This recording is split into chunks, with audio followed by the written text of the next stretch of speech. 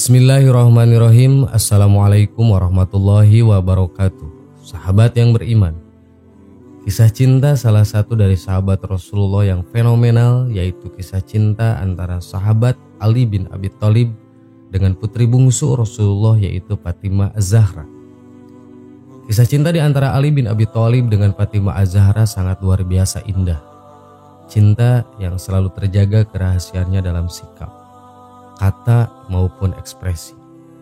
Saking terjaga kerahasiaannya, setan pun saja tidak tahu menahu urusan cinta di antara keduanya. Fatimah mendapatkan didikan penuh dari ayahnya yang seorang nabi dan rasul. Fatimah tumbuh menjadi perempuan cantik, cerdas, dan penuh kasih sayang. Kecantikan Fatimah tidak hanya jasmaninya saja, bahkan kecantikan ruhaninya sampai melewati batas-batas langit hingga langit ketujuh. Ali bin Abi Thalib diam-diam sudah menyukai Fatimah sejak lama. Ia kerap melihat sosok gadis dari jauh yang sangat menawan sedang mengobati luka Rasulullah. Saat itu Fatimah dengan sigap dan cepat segera mengobati luka-luka di sekujur tubuh Rasulullah akibat perang. Begitu juga dengan Fatimah yang diam-diam menyukai sahabat baik ayahandanya. Sudah sejak lama mendengar mengenai kebaikan hati Ali bin Abi Thalib. Ia sering melihat dari jauh paras rupawan dan kepintaran otak yang Ali bin Abi Thalib miliki. Pada saat kaum muslimin hijrah ke Madinah, Fatimah dan kakaknya Ummu Kulsum tetap tinggal di Mekah sampai Rasulullah mengutus orang untuk menjemput keduanya. Setelah Rasulullah menikah dengan Aisyah binti Abu Bakar, para sahabat berusaha untuk meminang Fatimah. Suatu ketika Fatimah dilamar oleh seorang laki-laki yang sangat dekat dengan Rasulullah. Ia telah mempertaruhkan harta, jiwa, dan kehidupannya untuk Islam, selalu menemani Rasulullah dalam perjuangannya. Dia adalah Abu Bakar As-Siddiq. Ketika mendengar bahwa Abu Bakar melamar putri Rasulullah, seketika Ali terkejut. Ia sadar dibandingkan dengan Abu Bakar, Ali bukanlah siapa-siapa. Apalagi Ali juga begitu miskin, bahkan untuk mahar pernikahan saja dia tidak punya. Sedangkan Abu Bakar kedudukannya sangat dekat dengan Rasulullah, dan Abu Bakar seorang saudagar, tentu lebih bisa membahagiakan Fatimah. Waktu pun berlalu dan Ali mendapat kabar bahwa lamaran dari Abu Bakar ditolak Fatimah dan Rasulullah dengan lembut. Kabar itu pun membuat Ali merasa senang dan mempersiapkan diri kembali, berharap ia masih memiliki kesempatan untuk melamar Fatimah. Akan tetapi ujian Ali belum berhenti di situ saja. Ternyata Umar ibnu Al-Khattab juga turut melamar Fatimah. Seorang laki-laki yang gagah, perkasa, dan pemberani. Setan saja takut kepadanya, membuat Ali harus berusaha ikhlas jika Fatimah menikah dengan Umar. Namun beberapa saat kemudian Ali menerima kabar yang membuat Ali semakin bingung, karena lamaran Umar pun juga ditolak oleh Fatimah. "Mengapa bukan engkau yang mencoba, kawan?" seru sahabat Ansornya. "Mengapa tidak engkau mencoba melamar Fatimah? Aku punya firasat engkaulah yang ditunggu-tunggu Rasulullah." "Aku?" tanyanya tak yakin. "Ya, engkau wahai saudaraku. Aku hanya pemuda miskin. Apa yang bisa aku andalkan?" Sahabatnya pun memberi dukungan. "Kami selalu berada di belakangmu, kawan." Akhirnya Ali memutuskan memberanikan diri untuk menemui Rasulullah dengan menyampaikan maksud hatinya untuk meminang putri Rasulullah, Fatimah Az-Zahra, untuk menjadi istrinya. Rasulullah bertanya, "Apakah engkau mempunyai sesuatu?" "Tidak ada, Rasulullah," jawab Ali. "Di mana pakaian perangmu yang hitam yang saya berikan kepadamu?" tanya Rasulullah. "Masih ada padaku, wahai Rasulullah," jawab Ali. "Berikan itu kepadanya Fatimah sebagai mahar," kata beliau. Kemudian Ali langsung bergegas pulang dan membawa baju besinya. Lalu Rasulullah menyuruhnya menjualnya, dan baju besi tersebut Ali jual kepada Utsman bin Affan seharga 470 dirham. Kemudian ia serahkan kepada Rasul, dan Rasul berikan ke Bilal untuk membeli perlengkapan pengantin. Fatimah yang sudah lama memendam cintanya kepada Ali bin Abi Thalib merasa bahagia. Kaum muslimin merasa gembira atas pernikahan Fatimah dan Ali bin Abi Thalib. Setelah setahun menikah, Fatimah dan Ali, Allah Subhanahu wa Ta'ala karuniai anak laki-laki bernama Hasan. Dan saat Hasan genap berusia 1 tahun, lahirlah Husain pada bulan Sya'ban tahun keempat Hijriah. Mencintai dalam diam, kuat dalam mengikhlaskan, dan yakin bahwa Allah selalu memberikan yang terbaik. Walaupun Ali bin Abi Thalib tidak memiliki ekonomi yang sempurna, tapi komitmennya sempurna sehingga Allah mempermudah jalannya. Itulah cinta dalam diam. Cinta yang selalu berlandaskan oleh ketaatan, Yang diutamakan ialah cinta yang besar kepada Allah dan Rasul-Nya. Itulah kisah cinta tentang keberanian, tanggung jawab, komitmen, dan keikhlasan sebuah cinta. Ada beberapa hikmah dari kisah cinta mereka.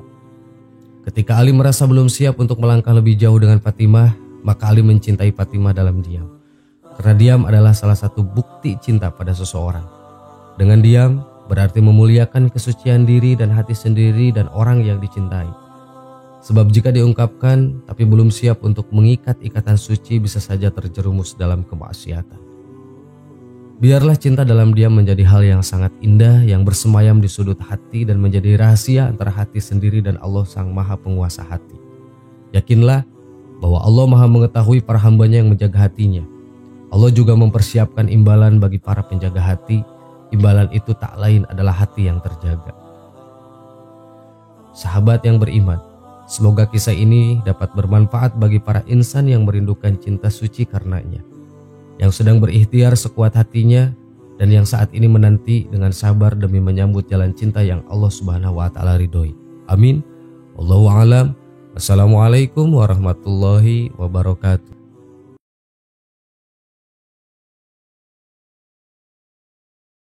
Bismillahirrahmanirrahim. Assalamualaikum warahmatullahi wabarakatuh. Sahabat yang beriman, pengorbanan dan cinta yang diajarkan Sayyidah Khadijah radhiyallahu anha kepada Rasulullah layak kita jadikan pelajaran berharga. Sayyidah Khadijah benar-benar menjadi sosok perempuan hebat yang membuat Nabi tak kuasa menahan air matanya. Dikisahkan dalam sirah Sayyidah Khadijah, suatu ketika Nabi Muhammad SAW pulang dalam keadaan sangat letih dari medan dakwah. Ketika hendak masuk rumah, Khadijah biasanya menyambut beliau berdiri di depan pintu. Ketika Khadijah hendak berdiri menyambut suami tercinta, Rasulullah berkata, "Wahai Khadijah, tetaplah di tempatmu." Saat itu Khadijah sedang menyusui Fatimah radhiyallahu anha yang masih bayi. Rasulullah paham betul dengan kesetiaan Khadijah. Beliau takjub dengan pengorbanan Khadijah meskipun dalam keadaan lelah menjaga rumah tangganya. Meskipun dalam keadaan letih merawat anaknya, Sayyidah Khadijah masih menunjukkan kesetiaannya kepada sang suami walau dengan hal yang sederhana. Bahkan seluruh harta bendanya diberikan kepada Nabi SAW demi perjuangan Islam. Bahkan lebih dari itu, jiwa dan raganya diperuntukkan untuk Islam. Tidak jarang, Sayyidah Khadijah menahan lapar sambil menyusui putri tercintanya Fatimah, sehingga yang keluar bukan air susu lagi, tetapi darah yang masuk ke mulut Fatimah. Melihat Khadijah letih menyusui anaknya, Rasulullah mengambil Fatimah dan meletakkannya di tempat tidurnya. Kemudian Rasulullah berbaring di pangkuan sang istri karena kelelahan sepulang dari medan dakwah. Beliau pun tertidur di pangkuan sang istri. Ketika itulah Sayyidah Khadijah dengan belayan kasih sayangnya membelai rambut Rasulullah. Tak terasa air mata Khadijah Al-Kubro menetes mengenai pipi Rasulullah. Nabi SAW pun terjaga. "Wahai Khadijah, kenapa engkau menangis?" tanya Rasulullah. Kemudian Rasulullah melanjutkan perkataannya. "Adakah engkau menyesal bersuamikan aku? Dahulu engkau wanita bangsawan, engkau mulia, engkau hartawan, tetapi hari ini engkau telah dihina orang. Semua orang telah menjauh darimu. Seluruh harta bendamu habis. Adakah engkau menyesal bersuamikan aku Muhammad?" Khadijah Al-Kubro berkata, "Wahai suamiku, wahai Nabi Allah, bukan itu yang aku tangiskan. Dulu aku memiliki kemuliaan. Kemuliaan itu aku serahkan untuk Allah dan Rasul-Nya. Dahulu aku memiliki kebangsawanan. Kebangsawanan itu pun aku serahkan untuk Allah dan Rasul-Nya. Dahulu aku memiliki harta kekayaan. Seluruh harta kekayaan itu aku serahkan untuk Allah dan Rasul-Nya. Wahai Rasulullah, sekarang ini aku tidak memiliki apa-apa lagi, tetapi engkau masih terus memperjuangkan agama Islam. Wahai Rasulullah, seandainya aku telah mati sedangkan perjuanganmu itu belum selesai, kemudian engkau hendak menyeberangi lautan, engkau hendak menyeberangi sebuah sungai dan engkau tidak menemukan satu perahu pun atau jembatan, maka engkau gali lubang kuburku. Engkau gali kuburku, kemudian ambillah tulang belulangku, engkau jadikan jembatan sebagai jalan menyeberangi sungai itu untuk menemui umatmu. Mendengar itu, Rasulullah Shallallahu Alaihi Wasallam pun menangis. Disebutkan dalam sebuah hadis yang diriwayatkan Imam Al-Bukhari dan Muslim dari Abu Hurairah. Beliau menceritakan, pada suatu ketika Jibril alaihissalam mendatangi Nabi Muhammad Shallallahu Alaihi Wasallam sambil mengatakan pada beliau, "Wahai Rasulullah, ini Khadijah telah datang. Bersamanya sebuah bejana yang berisi lauk, makanan dan minuman. Jika dirinya sampai, katakan padanya bahwa Robnya dan diriku mengucapkan salam untuknya. Dan kabarkan pula bahwa untuknya rumah di surga dari emas yang nyaman, tidak bising dan merasa capai." Hadis riwayat Al-Bukhari dan Muslim. Rasulullah Shallallahu Alaihi Wasallam bersabda, "Sebaik-baik wanita penghuni surga adalah Khadijah binti Khuwailid, Fatimah binti Muhammad, Aisyah binti Muzahim istri Fir'aun, dan Maryam binti Imran." Hadis riwayat Ahmad. Istri tercinta Rasulullah, Siti Khadijah radhiyallahu anha, wafat pada hari ke-11 bulan Ramadan tahun ke-10 kenabian, 3 tahun sebelum Rasulullah hijrah ke Madinah. Khadijah wafat dalam usia 65 tahun. Saat itu Rasulullah sekitar 50 tahun. Sahabat yang beriman. Demikian dikisahkan dalam kitab Al-Busra karya Sayyid Muhammad bin Alwi Al-Maliki Al-Hasani. Wallahu a'lam. Wassalamualaikum warahmatullahi wabarakatuh.